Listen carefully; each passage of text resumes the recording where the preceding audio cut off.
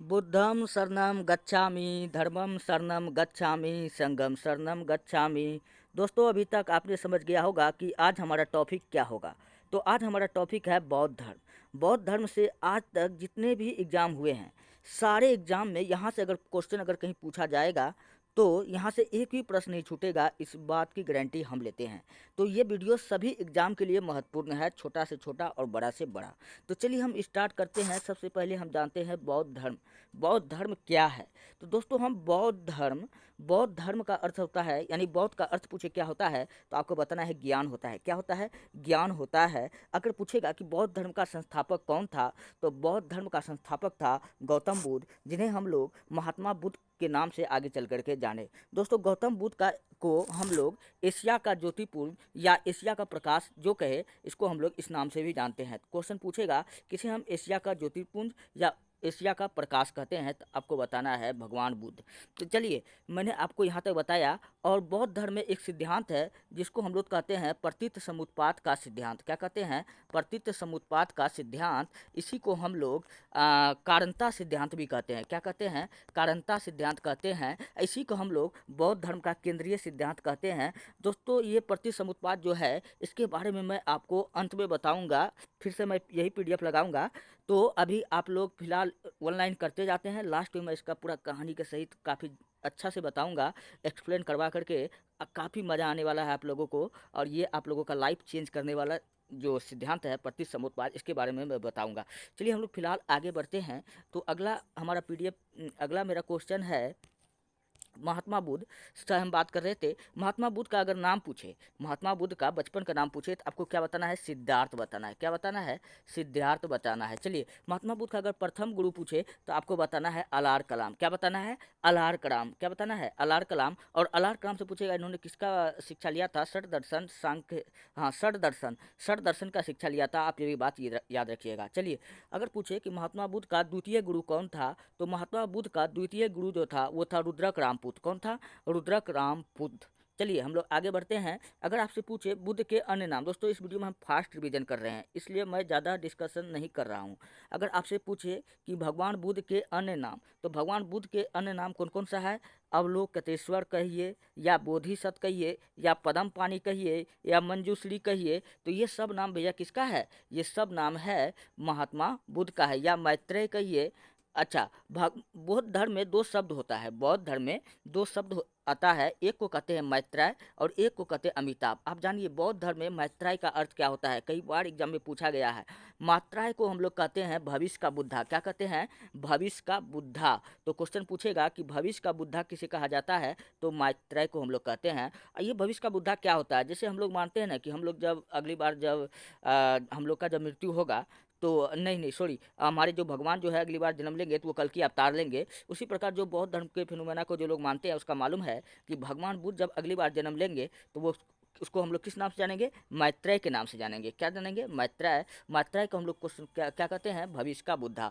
और एक वर्ड होता है अमिताभ। बौद्ध धर्म में एक शब्द आता है अमिताभ। अमिताभ को हम लोग कहते हैं स्वर्ग का देवता। क्या कहते हैं? स्वर्ग का देवता। जैसे हम लोग स्वर्ग का देवता भगवान इंद्र है ना, उसी प्रकार वो लोग जो बौद्ध धर्म को मानता है, वो लोग स्वर्ग का देवता क्या किसको कहता है? अमिताभ को कहता है।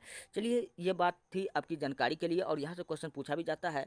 आज मैं फास्ट रिवीजन आपको करवा रहा हूँ सारे क्वेश्चन को। चलिए,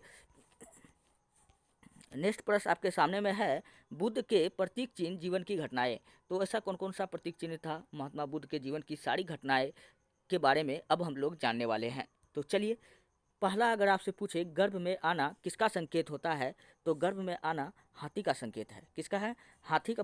पूछेगा हाथी का संकेत क्या होता है, तो आपको बताना है कि गर्भ में प्रवेश करना। चलिए, अगर पूछेगा कि जन्म का संकेत क्या है, तो महात्मा बुद्ध का जो जन्म का संकेत है वो कमल या सांड, जिसको हम लोग वृषभ भी कहते हैं, तो आप ये बात याद रखिएगा। और यौवन का पूछेगा कि प्रतीक चिन्ह क्या है, तो वृषभ है। क्या है? वृषभ है। गृह त्याग का अगर पूछे कि भगवान बुद्ध का गृह त्याग का चिन्ह पूछे, तो क्या बताना है? घोड़ा बताना है।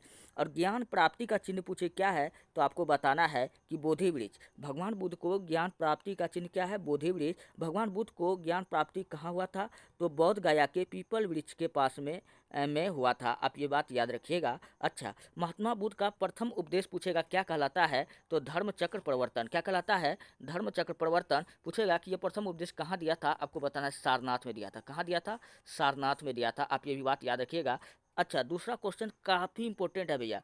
अगर पूछेगा कि बौद्ध धर्म में महाबहिष्कर्मण की घटना क्या कहलाता है? तो महाबहिष्कर्मण का अर्थ होता है गृह त्याग। तो बौद्ध धर्म में गृह त्याग को हम लोग क्या कहते हैं? महाबहिष्कर्मण। मतलब भगवान बुद्ध ने गृह त्यागा था, घर को त्यागा था, 4 चीज़ देखा था, आपको तो पता ही होगा। तो वह मैं आगे नहीं बताऊंगा, किसी दिन कहानी में बताऊंगा। और बौद्ध धर्म में एक वर्ड और होता है महापरिनिर्वाण, जिसको हम लोग मृत्यु कहते हैं। बौद्ध धर्म में मृत्यु को हम लोग क्या कहते हैं? महापरिनिर्वाण। और महात्मा बुद्ध का मृत्यु की घटना हम लोग किस नाम से जानते हैं? महापरिनिर्वाण के नाम से जानते हैं। अच्छा, अगर पूछे कि बौद्ध धर्म में मृत्यु का संकेत क्या होता है? तो बौद्ध धर्म में जो है मृत्यु का संकेत, बौद्ध धर्म में दोस्तों मृत्यु का जो संकेत होता है वो कौन होता है? वो स्तूप होता है। कौन होता है? स्तूप होता है। ये रहा इतनी बातें इस पीडीएफ से। चलिए हम लोग आगे की ओर बढ़ते हैं। अगला क्वेश्चन आपके सामने में है। अच्छा, इच्छा का त्याग क्या कहलाता है? पदम चिन्ह। चलिए आगे हम लोग बढ़ते हैं। अगला प्रश्न आपके सामने में है साहित्य। अब हम बौद्ध दर्शन की कुछ किताब के बारे में हम जानेंगे। बौद्ध धर्म का कुछ किताब है। जैसे अगर आपसे पूछे त्रिपिटक, दोस्तों मैं आपको एक छोटा सा ट्रिक बता रहा हूँ। जिसमें पिटक लगा होगा वो सारा ग्रंथ लगभग बौद्ध धर्म का होगा। ये बात आप याद रखिएगा। पिटक, त्रिपिटक का अर्थ क्या होता है? तो आपको बताना है 3 टोकरी। क्या बताना है? 3 टोकरी। चलिए, और 3 टोकरी कौन कौन? एक को कहते हैं सुत्त पिटक। क्या कहते हैं? सुत्त पिटक। दूसरा को कहते हैं विनय पिटक। तीसरा को कहते हैं अभिधम्म पिटक। अच्छा, अब आपसे क्वेश्चन घुमा के पूछेगा। ये सारा ग्रंथ जो है पूछेगा किस धर्म का है? तो आपको बताना है कि बौद्ध धर्म का ग्रंथ है। अब क्वेश्चन आपसे घुमा के पूछेगा कि सुत्त पिटक में हमें किस बात की जानकारी मिलती है? इस बात में महात्मा बुद्ध के उपदेश की जानकारी मिलती है। किसकी जानकारी मिलती है? उपदेश की जानकारी मिलती है। फिर पूछेगा कि विनय पिटक में हमको किस चीज़ की जानकारी मिलती है? तो विनय पिटक में भगवान बुद्ध के दिए नियम के चर्चा मिलती है। अच्छा, पूछेगा कि बौद्ध धर्म में भगवान बुद्ध ने टोटल कितने नियम दिए थे? वो दिए थे 11 दिए थे। कितने दिए थे? 11 नियम दिए थे, जिन्हें हम लोग अष्टांगिक मार्ग के नाम से जानते हैं। चलिए, अभिधम्म पिटक। अच्छा, पूछेगा कि बौद्ध धर्म में अभिधम्म पिटक में क्या है? तो अभिधम्म पिटक में बौद्ध दर्शन के बारे में है। किसके बारे में है? बौद्ध दर्शन के बारे में है। अच्छा, ये आनंद जो था ना दोस्तों, ये आनंद जो था भगवान बुद्ध का प्रिय शिष्य था। क्या था? भगवान बुद्ध का प्रिय शिष्य था। ये आनंद के बारे में मैं आपको बताऊंगा। पहले बौद्ध धर्म में जो था महिलाओं का प्रवेश वर्जित था। मतलब कोई भी महिलाएं ये सब नहीं बौद्ध धर्म में शामिल हो सकता था। और भी लोग शामिल हैं, वो मैं आपके आगे बताने वाला हूँ। और बौद्ध धर्म का अगर आपसे क्वेश्चन पूछे कि कितने रत्न है, तो बौद्ध धर्म के 3 रत्न है। कितने रत्न है? 3 रत्न हैं। कौन कौन है? मैंने शुरू लाइन में ही आपको बताया कि बुद्धम शरणम गच्छामि, संघम शरणम गच्छामि, धर्मम शरणम गच्छामि। तो ये सब बौद्ध धर्म के कितने हैं? 3 रत्न है भैया। कौन कौन है? बुद्ध, संघ, धम्म। आप ऐसे याद रख सकते हैं। चलिए, और कुछ भाषा है जैसे बौद्ध धर्म का जो जैसे अगर ये, चलिए ये तो इसका है ही नहीं, तो मैं आगे बढ़ते हैं। तो चलिए मैं आगे बढ़ते हैं। अगला क्वेश्चन आपके सामने में है सन्यासी। थोड़ा सा मैं आपको इसको समझाते हैं। भगवान बुद्ध का धर्म कौन सा था? बौद्ध धर्म था। जो लोग बौद्ध धर्म को मानेगा, ठीक है, अगर वो अविवाहित है तो मतलब क्या? वो सन्यासी है, तो उसको हम लोग भिक्षु और भिक्षुनी कहेंगे। मतलब जो लोग बौद्ध धर्म को मानते हैं, जो शादीशुदा नहीं है, तो उसको हम लोग किस नाम से जानते थे? भिक्षु और भिक्षुनी के नाम से जानते थे। मतलब साफ है। और गृहस्थ जीवन पूछेगा बौद्ध धर्म में क्या होता है? मतलब जो लोग शादीशुदा होकर के बौद्ध धर्म को मानते थे, जो लोग शादीशुदा होकर के बौद्ध धर्म को मानते थे, तो ऐसे लोगों को हम लोग क्या नाम देते थे? उपासक और उपासिका। अर्थात उपासक जो लड़का होगा, उपासिका कौन होगा? लड़की होगा। उसी प्रकार भिक्षु लड़का होगा, भिक्षुनी कौन होगी? लड़की होगी। तो ये रहा, मैं आपको बताया। चलिए, अब मैं आपको बताता हूँ कि बौद्ध धर्म में प्रवेश कौन कौन लोग ले सकता है। तो बौद्ध धर्म में प्रवेश कौन कौन लोग ले सकता है, तो इसके बारे में मैं आपको अभी बताता हूँ। तो चलिए, बौद्ध धर्म में कौन कौन लोग प्रवेश नहीं ले सकता, पहले ये बात जानिए। बौद्ध धर्म में जो प्रवेश है, वो चोर नहीं ले सकता है, हत्यारा नहीं ले सकता है, रोगी नहीं ले सकता है, राजा का चापलूस व्यक्ति नहीं ले सकता है, सेवक नहीं लेता है, अल्प आयु यानी कि 15 वर्ष से कम के आयु के बच्चे भी बौद्ध धर्म में प्रवेश नहीं ले सकते हैं, चाहे वो बालक हो चाहे वो बालिका हो। आप ये बात भी याद रखिएगा। अच्छा, और भी कुछ है कि बौद्ध धर्म में जो था पहले, पीछे मैंने आपको बताया था, उसका डिस्कशन मैं यहाँ कर देता हूँ। बौद्ध धर्म में पहले महिलाओं का प्रवेश जो था वर्जित था। तो महात्मा बुद्ध का जो प्रिय शिष्य था, उसका क्या नाम था, आनंद। आनंद ने भगवान बुद्ध को कहा, गुरु जी वो धर्म धर्म नहीं है, वो संप्रदाय संप्रदाय नहीं है, जो एक चोर को चोरी करने से रोक सके, जो हत्यारा को हत्यारा करने से रोक सके, जो भगवान को भक्ति करने से रोक सके। तो महात्मा बुद्ध को लगा कि अरे यार ये तो सही कह रहा है। तो उसके कहने पर भगवान बुद्ध ने क्या किया, बौद्ध धर्म में महिलाओं को प्रवेश किया। और पूछेगा कि पहला महिला बौद्ध धर्म को मानने वाली कौन थी, तो इसकी मौसी थी। इसकी मौसी कौन थी, प्रजापति गौतमी। कौन थी, प्रजापति गौतमी, जो इनकी मौसी भी थी और दूसरी माँ भी हम कह सकते हैं। चलिए हम लोग बढ़ते हैं नेक्स्ट प्रश्न की ओर। अगला प्रश्न आपके सामने में है दोस्तों, ये रहा। कल मैं इसी का मैं पीडीएफ कराऊंगा। फिलहाल मैंने एक चीज़ आपको बताया था, प्रतीत समुत्पाद। चलिए अब मैं उस पर थोड़ा सा चर्चा कर लेते हैं कि बौद्ध धर्म में प्रतीत समुत्पाद क्या होता है। तो चलिए ये रहा पीडीएफ आपके सामने। अब प्रतीत समुत्पाद का अर्थ बताते हैं। अगर पूछेगा कि बौद्ध धर्म को अगर हमको समझाना है अगर एक लाइन में, तो हम क्या समझा सकते हैं, प्रतीत समुत्पाद कह करके समझा सकते हैं। क्या कह के समझा सकते हैं, प्रतीत समुत्पाद। चलिए ये प्रतीत समुत्पाद क्या है इसके बारे में जानते हैं। भगवान बुद्ध के टोटल पूछेगा कितने आर्य सत्य थे, भगवान बुद्ध ने कितने आर्य सत्य बताए थे, आपको बताना है 4। कितने बताना है, 4 बताना है।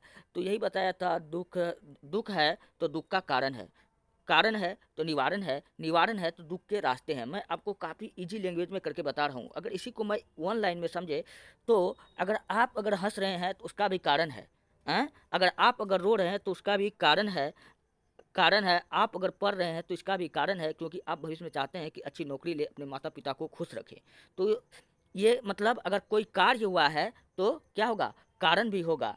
तो ये था महात्मा बुद्ध का प्रथम आर्य सत्य। क्या था, ये प्रथम आर्य सत्य। और दूसरा जो आर्य सत्य था उसको हम लोग प्रतीत समुत्पाद के नाम से जानते थे। किस नाम से जानते थे, प्रतीत समुत्पाद कहते हैं। पूछेगा महात्मा बुद्ध का दूसरा आर्य सत्य को हम लोग क्या कहते हैं, प्रतीत समुत्पाद कहते हैं। इसी को हम लोग पीछे बताए थे, क्या बताए थे, इसको कारणता सिद्धांत कहते हैं, या इसी को हम बताए थे, इसी को हम बौद्ध धर्म का केंद्रीय सिद्धांत भी कहते हैं। तो चलिए ये क्या है प्रतीत समुत्पाद भैया। तो पहला तो मैंने आपको बता दिया, दूसरा के बारे में मैं आपको अभी बताने वाला हूँ। प्रतीत का अर्थ होता है कार्य। क्या होता है, कार्य होता है। समुत्पाद का अर्थ होता है कारण। क्या होता है, कारण होता है। जैसे अगर मैं आपको अपने भाषा में अगर समझाऊं, तो भगवान बुद्ध ने कहा था कि एक वस्तु का होना उससे दूसरी वस्तु का होना। आप इस बात को आप कैसे समझ सकते हैं। तो भगवान बुद्ध ने कहा था कि अगर किसी वस्तु का अगर निर्माण हुआ है तो उसी से दूसरी वस्तु का निर्माण हुआ होगा।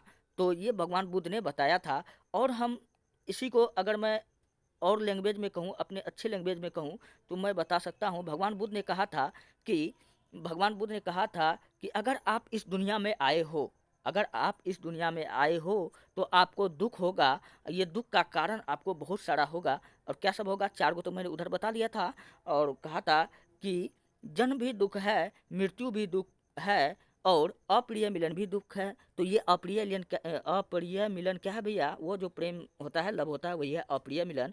और इच्छित वस्तु का ना मिलना भी दुख है। आप किसी चीज़ को चाह रहे हैं, कि हमको मर्सिडीज कार में हम डेली घूमें, अब वो चीज़ आपको मिल नहीं रहा है, तो इससे क्या होगा, आपको दुख की प्राप्ति होगा। मतलब महात्मा बुद्ध ने कहा था एक लाइन में कि अगर आपको जीवन में सुखी रहना है तो आपको क्या करना पड़ेगा, इच्छा का त्याग करना पड़ेगा। किसका त्याग करना पड़ेगा, इच्छा का त्याग करने पड़ेगा। जो आज के मानव को भी यही करना चाहिए, क्योंकि जो आजकल के लाइफ दैनीय जीवन में यह संभव नहीं है।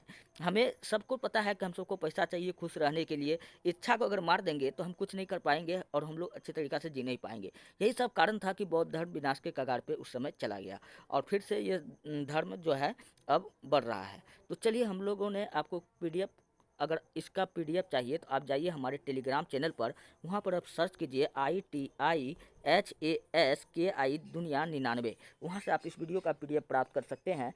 दोस्तों वीडियो अगर अच्छा लगता है, हेल्पफुल लगता है, ज्ञानवर्धक लगता है, तब आप क्या कीजिए, हमारे चैनल को सब्सक्राइब कीजिए और वीडियो को जितना हो सके अपने दोस्तों में भेजिए।